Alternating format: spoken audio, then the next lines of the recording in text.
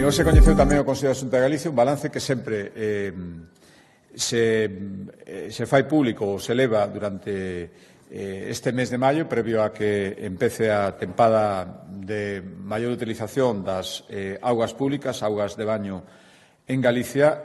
Polo tanto, hoxe coñecimos o balance sobre a situación das augas de baño durante a tempada pasada, a tempada que rematou a finais de setembro do ano 2023. Este informe revela que o 97% das zonas de baño rexistradas en Galicia obtiveron a clasificación sanitaria de excelente ou boa, a maioría excelentes, son 20 puntos porcentuais máis que no ano 2011, recolléronse máis de 5.000 mostras en preto de 500 zonas de baño, 117 concellos con augas públicas de baño, e solo un 1,2%, por darlle outra cifra, se determinou, despois destas análisis, que tiñan unha calidade sanitaria insuficiente. A tempada de vixiancia das augas neste ano 2024 vai empezar o 1 de xuño e, polo tanto, como digo, igual que todos os anos, o Consello da Xunta de Galicia coñeceu o balanzo definitivo do estado das augas públicas de baño no ano 2023.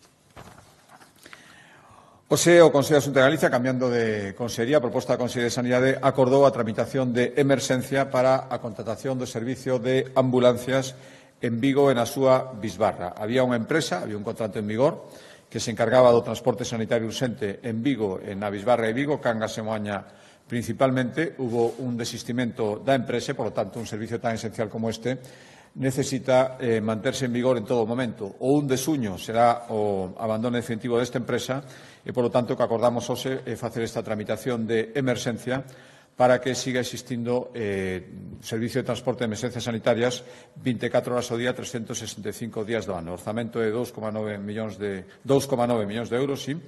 10 ambulancias, máis 2 de sustitución, 90 traballadores, e a previsión é que o 1 de xuño este en vigor este novo contrato cusa tramitación de urxencia aprobamos hoxe no Consello da Xunta de Galicia. A proposta da Consellería de Emprego, na súa faceta de competencias en materia de comercio, hoxe o Consello da Xunta de Galicia acordou destinar 2,25 millóns de euros a seguir colaborando cos centros comerciais abertos que existen en varias cidades e vilas de Galicia para seguir axudando nas súas campañas de digitalización, difusión dos produtos dos establecementos asociados, campañas para fidelizar clientes, en definitiva, unha colaboración que se ven desenvolvendo estes últimos anos e que permite manter a rede de pequenos comercios en diferentes lugares de Galicia e evitar a súa desaparición, a súa disminución ou a baixada da súa cifra de negocio na medida do posible. Hoxe tamén a proposta da Consellería de Educación acordamos dentro da aposta pola tecnoloxía cuántica, que se resume no chamado Polo de Tecnoloxía Cuántica de Galicia, que é un plan que ten unha dotación de 30 millóns de euros. A súa parte máis importante, por así decirlo, polo menos de xeito singular, é o ordenador cuántico máis potente do sur de Europa que existe no CESGA, no Centro de Supercomputación de Galicia. 14 millóns de euros foi o investimento necesario para que este en funcionamento. Xa está en funcionamento agora mismo para os propios traballadores do CESGA e tamén para moitas empresas galegas e fora de Galicia que solicitan os seus servicios para os cálculos que necesitan para a súa actividade, e hoxe o que fixemos foi darlle o visto e prace a abrir, de acordo con un procedimento, a posibilidade de utilización deste ordenador cuántico do CESGA á comunidade científica, en primeiro lugar, de toda Galicia, e, na medida do posible, atendida a comunidade científica de Galicia tamén a toda España. Estamos falando das universidades, dos centros de investigación, dos centros tecnolóxicos, que ata agora tiñan ou non tiñan posibilidades ou tiñan unhas posibilidades moi restringidas. O que facemos agora aprobar un protocolo para que poidan acceder á súa utilización. Insisto, primeiro, atendendo ás necesidades das universidades e centros de I+D de Galicia e despois ampliando outros lugares de España. Uso gratuito e destinada exclusivamente a labores de investigación dentro de todo o que ten que ver co I+D máis I. O sea, xa digo, aprobamos o protocolo e inmediatamente xa se poñerá a disposición. Son moitas as solicitudes que existen a día de hoxe para a súa utilización e habilitamos, de acordo con o procedimento, insisto, estas posibilidades que ata agora ou non existían ou estaban moi restringidas. A proposta da Consellería de Vivenda é dentro da intención da Xunta de Galicia e da planificación e do compromiso de duplicar o parque de vivenda pública nesta legislatura, hoxe tomamos un acordo importante para axilizar os trámites necesarios para construir 560 vivendas protegidas no barrio de Susán da Coruña. A día de hoxe xa están en marcha 144 vivendas protegidas neste barrio, 40 foron entregadas aos novos inquilinos hai uns cantos meses, hai adxudicada a obra, empezar inmediatamente para construir outras 40, está redactado o proxecto para construir outras 50 e está pendente licitar o proxecto construtivo de outras 14, pois para seguir cumprindo este objetivo ata chegar ás 1.500 neste barrio de recente creación, no barrio de Susán da Coruña. O que fixemos foi acordar solicitar ao Concello da Coruña a modificación do seu Plan Xeral de Ordenación Municipal, do seu PESON, que permita ampliar o número de inmobles deste tipo, a posibilidade de construir máis vivendas protegidas en Susán para chegar a ese objetivo de 1.500. Por lo tanto, o que imos solicitar ao Concello da Coruña, o que acordamos a solicitar, foi que se poida modificar o uso de dúas parcelas que están en Susán, que son propiedade da Xunta de Galicia, para priorizar a construción residencial, axilizar todos os trámites necesarios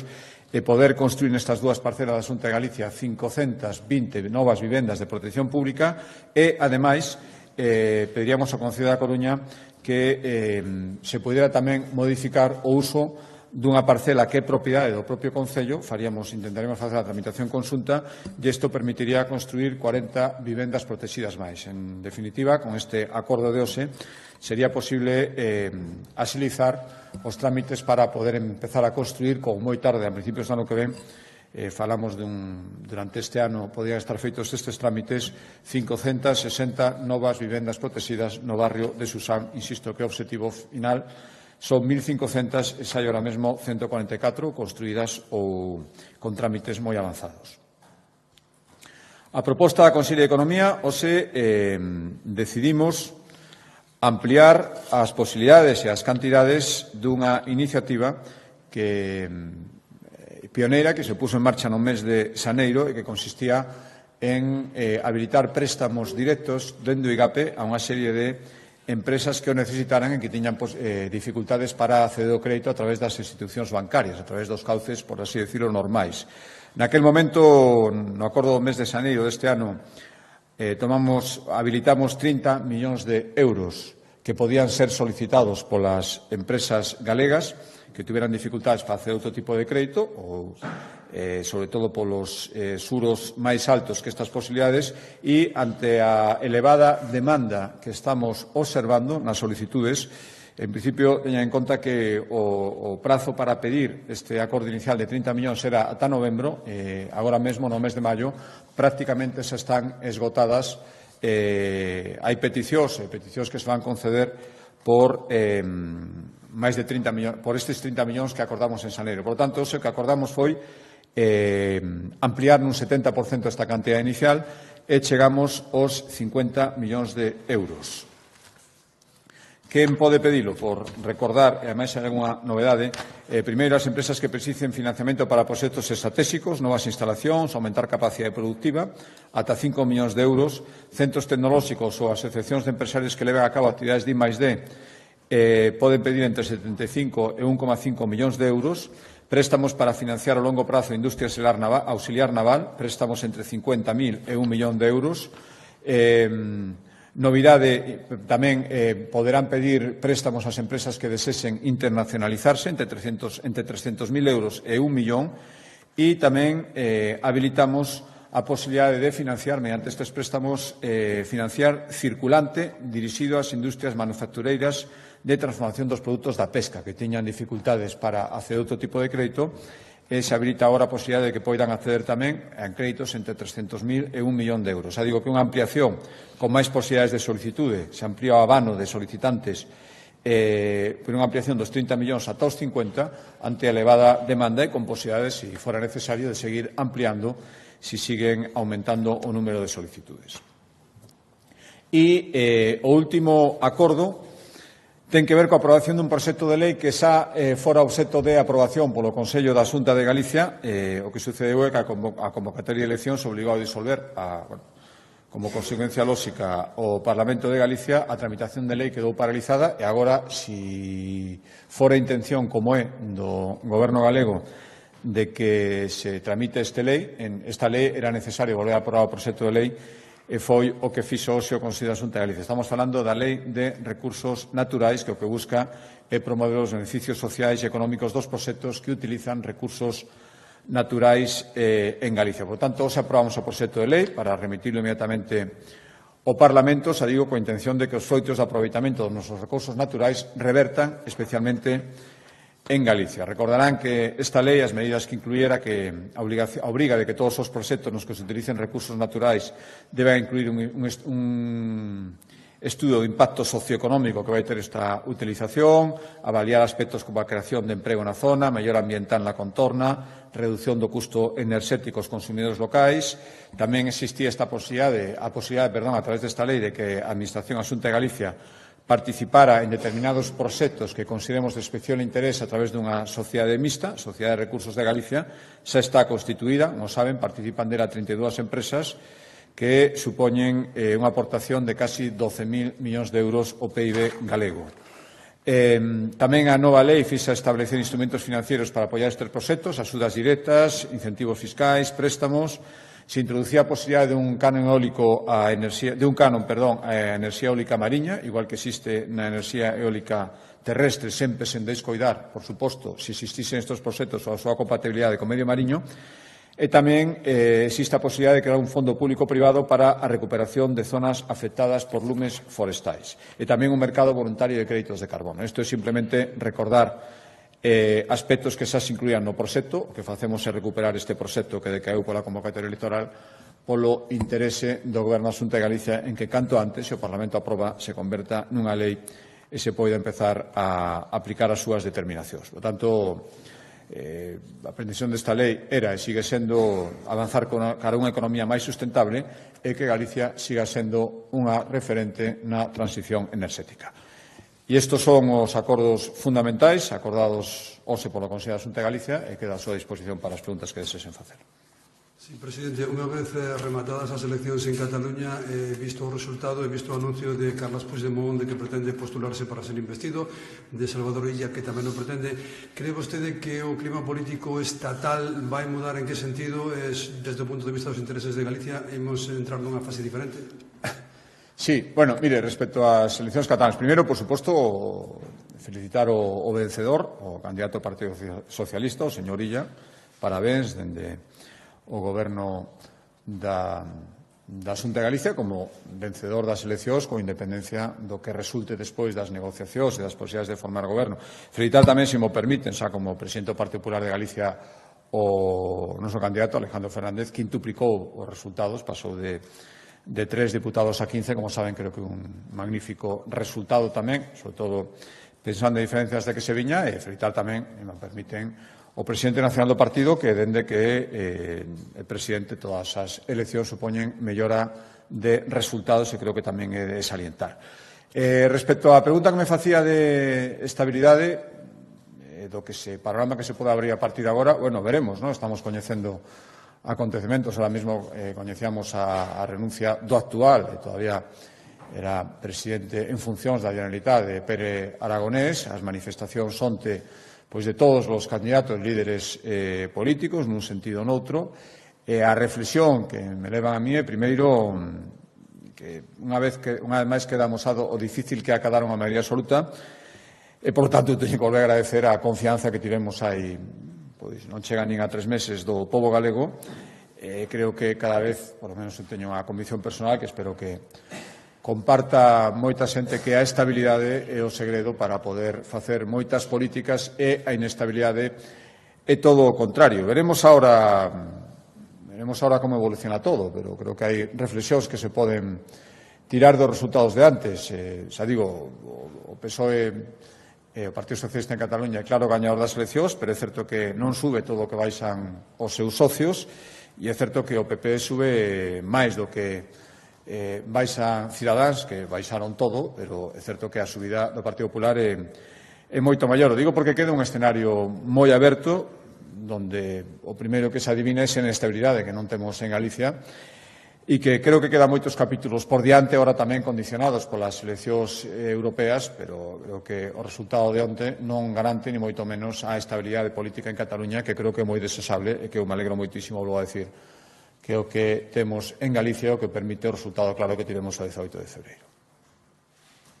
Sí, hola, eu quería preguntarlle porque está habendo unha serie de renuncias de colexios polo libro digital, empeza a haber voces que cuestionan este modelo, e incluso as AMPAs van a facer unha enquisa. Quería saber se a Xunta está disposta a revisar ou a reformular o modelo del libro digital. Sí, bueno, efectivamente, estamos coñecendo nas últimas datas algunhas renuncias. É certo que siga habendo moitísimos máis centros escolares onde está implantado o libro digital sen ningún tipo de problema, pero creo que isto non ten que levar a ningún tipo de preocupación. É certo que é unha tendencia que existe tamén noutros países de Europa, replantexarse a utilidade, a implantación, o grado de implantación e de intensidade. Ningún problema, por suposto que seguiremos, a Consellería de Educación seguirá escoitando os que están sobre o terreo e coñecen moi ben do que falan, que son os docentes galegos, escoitaremos tamén as AMPAs e actuaremos en consecuencia, tamén, por suposto, exercendo as nosas competencias, pero escoitando, intentando aunar e conseguir un consenso tamén aquí. Saben que cando tivemos claro que había que tomar a medida se tomou, fomos pioneiros na prohibición dos teléfonos móviles nas aulas. Neste caso estamos falando tamén de algo que ten que ver coas novas tecnoloxías, pero creo que unha dimensión diferente, por tanto, escoitaremos insistindo en que a día de hoxe siguen sendo moito máis os centros onde está establecido con normalidade o libro digital que aqueles que se están replantexando volver pois os libros tradicionais, os métodos tradicionais. Creo que é un movimento que hai que escoitar e, en función do que escoitemos, actuaremos en consecuencia. Bos días, presidente. A oposición considera que os cambios na Consellería de Sanidade cos nomeamentos das xerencias nesta fin de semana que son unha emenda á totalidade á política sanitaria dos últimos anos. Se quería preguntarlle tamén pola política de vivenda, se considera, como di a conselleira, que fai falta máis esforzo por parte do Goberno central, tendo en conta que nos últimos 15 anos apenas se construiu vivenda protexida na nosa comunidade. Gracias. Mire, respecto á primeira pregunta, estou seguro que se non se tivera producido ningún cambio na Consellería de Sanidade, por cima que estaría dicindo que parece mentira como non se fan cambios sendo necesario facelos. Como se produciron cambios, pois entón están dicindo que o que facemos é como vostede dicía, unha emenda á totalidade da xestión que hubo ata agora. Mire, temos por moito que digo oposición, estou convencido con todos, non me cansarei de insistir nelo, con todos os cambios e as cousas que hai que corrixir unha sanidade pública de primeiro nivel. O que se trata é de seguir mantendo e se pode ser, que creo que pode ser, mellorala. Por iso son estes cambios. Agradecendo o labor daqueles que foron sustituídos en datas recentes, creo que arrancamos unha nova legislatura ou un cambio de titular na Consellería e é lógico se produzan algúns cambios con intención de mellorar sin ninguna dúbida e acollelos con total naturalidade, que creo que é como se acolle a maioría da poboación. Respecto a outra pregunta, eu creo que hai que predicar co exemplo. Pois acabamos de traer un acordo para aumentar, creo que sensiblemente, nunha cantidad importante, a construción de vivenda pública no barrio de Susana Coruña.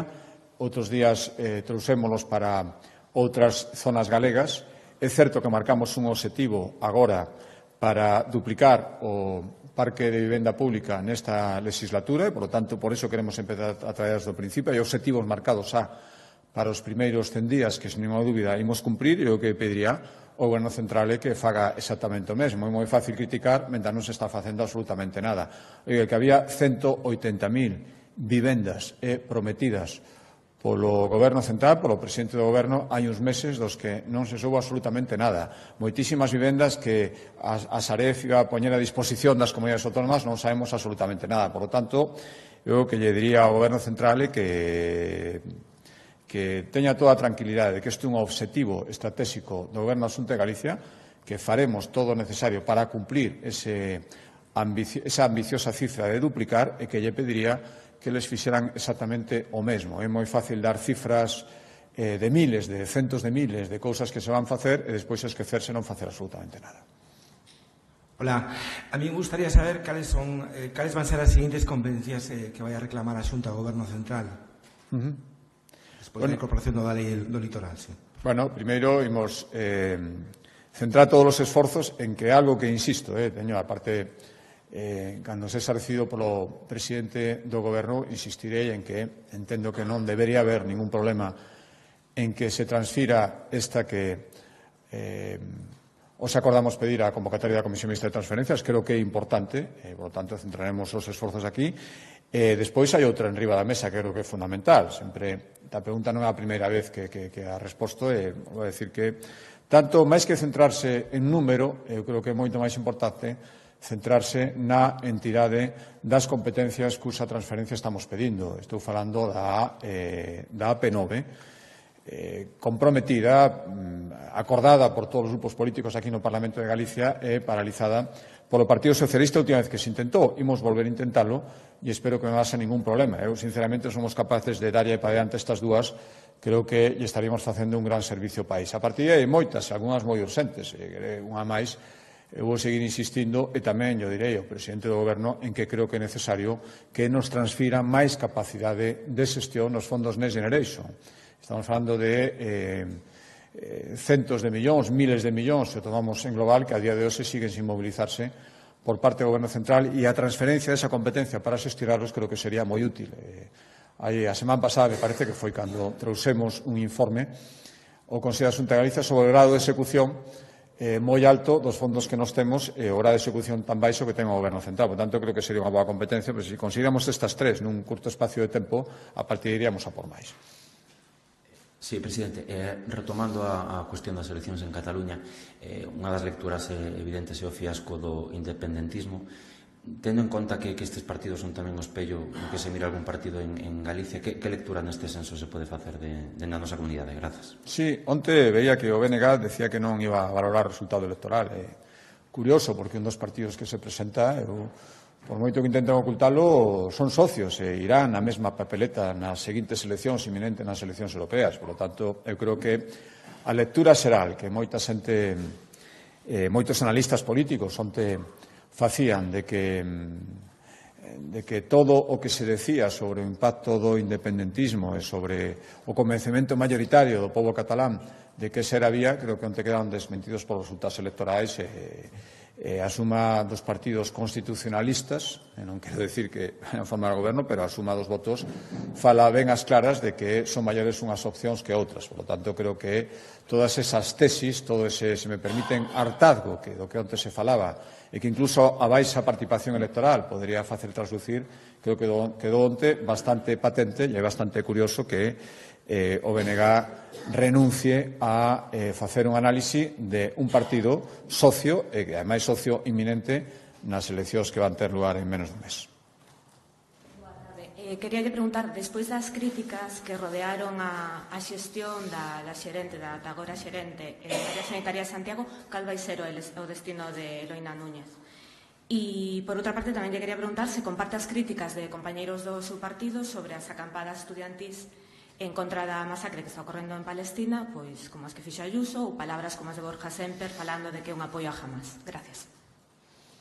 Sí, respecto a mí, sinceramente, o desconozco. Acabamos de coñecer as sustitucións e coñecer quen son as persoas que se van facer cargo que entran agora en sustitución das persoas que deixan o destino desa persona e do resto, sinceramente, non descoñezo. En todo caso, sería unha decisión da Consellería de Sanidade, a parte dos componentes persoais que poida ter. Sinceramente, non o sei. E respecto a outra pregunta, mire, eu en xeral le vou contestar algo que creo firmemente. Mentras as manifestacións sexan pacíficas, respeten o dereito á convivencia e por cauces democráticos, eu non teño nada máis que decir, nin desta nin ninguna outra.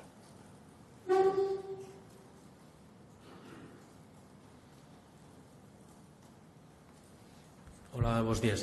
Con respecto ás eleccións catalanas, están apuntando sobre todo desde Madrid que é o fin do proceso, que supón que xa non hai unha volta atrás para esta cuestión. Non sei se vostede tamén está de acordo e que supón realmente o fin de todo o que era o proceso independentista en Cataluña. E depois dúas cuestións máis. Unha apuntaba agora nos temas do Consello e a situación das ambulancias. Especialmente hai puntos quentes que a de Vigo. Outro día houve negociacións que non chegaron a ningún porto porque os sindicatos denuncian que a Xunta quere seguir inyectándolle dinero a unha empresa que é fantasma, que non se sabe onde está o xerente, polo menos durante estes 3 meses seguintes, que é ambulancias del Atlántico. E apuntaba agora a novo prego de condicións das ambulancias para Santiago e Ribeira. Digamos, que está pasando no mundo das ambulancias para que estén acontecendo estes problemas que son importantes, sobre todo para o tema sanitario en Galicia. E despois, unha última cuestión, e se cree vostede que ten que a Xunta revisar o que está acontecendo en determinadas industrias, ou polo menos o plan de emerxencia das industrias, digo polo acontecido esta fin de semana en Tomiño, que ardeu completamente unha planta ali nunha parroquia de Tomiño.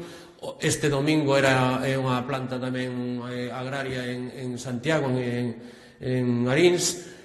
Fai 2 ou 3 meses era a Sogarisa na Coruña, en Vilalba fai outros meses, o incendio pavoroso que se viu tamén no Ceao fai 1 ano ou 2 anos, xa non me lembro.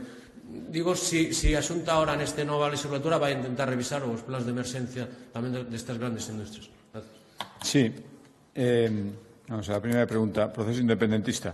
Bueno, o que está claro, decía antes, ¿no?, que as expectativas dos partidos independentistas non corresponderon co resultado electoral, non hai máis que ver onte a valoración do candidato de Esquerra Republicana. Bueno,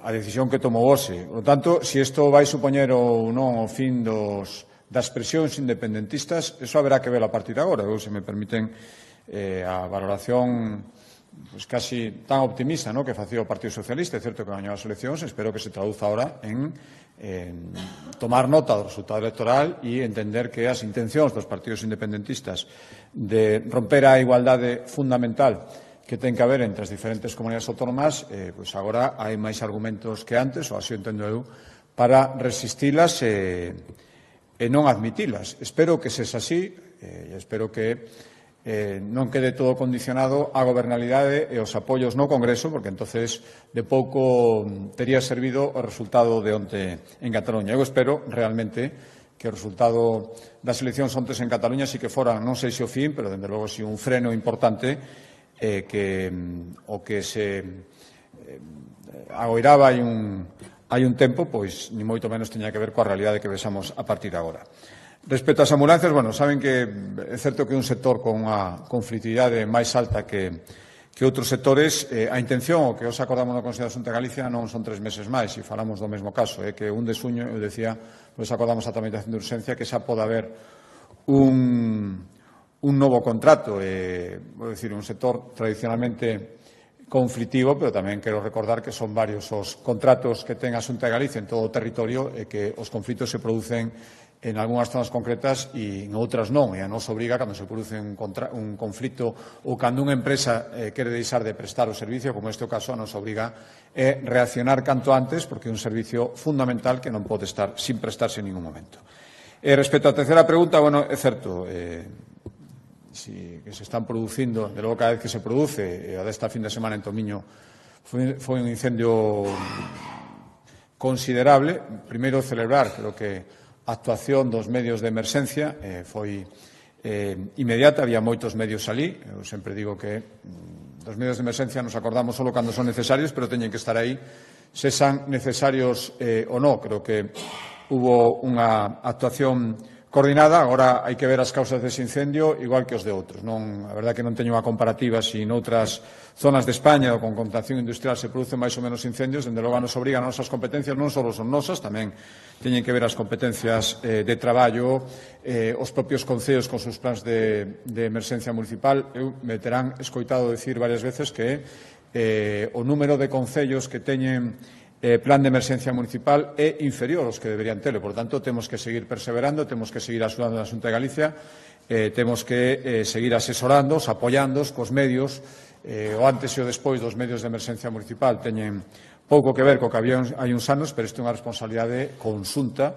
Nunca vamos a estar libres de que se produzcan incendios deste tipo, pero estou de acordo en que todas as actividades preventivas e a acción preventiva, canto máis se faga, máis contribuirá a evitar que se produzcan este tipo de incendios. E cando se producen, o que temos que facer, como xa fixemos noutros casos, é intentar axudar para que as actividades se retomen canto antes. Moi ben, moitas gracias.